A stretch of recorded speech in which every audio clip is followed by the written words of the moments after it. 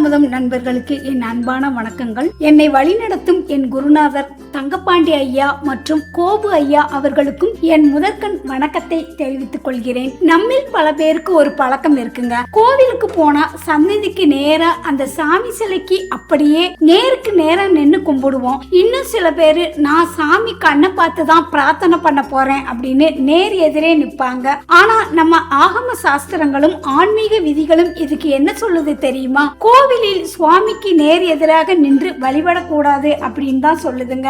ஏன் அப்படின்னு கேக்குறீங்களா? இதுக்கு பின்னாடி இருக்கிற ஆன்மீகம் மற்றும் அறிவியல் ரகசியங்களை பார்ப்போம். முதலாவது காரணம், கோவில்ல இருக்கிற கொடிமரம், நந்தி, பலிபீடம், அப்புறம் கருவறையில இருக்கிற மூலவர், இது எல்லாமே ஒரே நேர்கோட்டில தான் அமைக்கப்பட்டிருக்கும். சுவாமிக்கு நேர் எதிரா நந்தி பகவான் ஏன் கொஞ்சம் விலகி இருக்காருன்னு கவனிச்சிருக்கிறீங்களா? ஏன்னா இறைவனுடைய முழு ஆற்றலும் சக்தியும் அந்த நேர்கோட்டில தான் பாய்ந்து வந்து கொண்டு இருக்குங்க. நாம அந்த இடத்துல போய் நேர நின்னோம் அப்படின்னா அந்த பெரும் ஆற்றலை நம்ம உடம்பால தாங்கிக்க முடியாது. அது மட்டும் கிடையாதுங்க, இறைவனுக்கும் நந்திக்கும் நடுவுல நாம மறைக்கிற மாதிரி நிக்கிறது ஆகம விதிப்படி தவறு. இரண்டாவது விஷயம், கருவறையில மந்திரங்கள் சொல்லி யந்திரங்கள் பதிச்சு முறையா பூஜை செய்யும் போது அந்த சிலையில் இருந்து பிராணசக்தி, அதாவது ஒரு விதமான காந்த அலைகள் வெளிப்படும். அதைத்தான் நாம தேசஸ் அப்படின்னு சொல்றோம். அந்த பிரம்மாண்டமான சக்தி சாமிக்கு நேர் எதிராக இருக்கிறவங்களை விட இடது அல்லது வலது பக்கமா நின்று கும்பிடுறவங்களுக்கு தான் சீராகவும் நன்மையாகவும் போய் சேருங்க.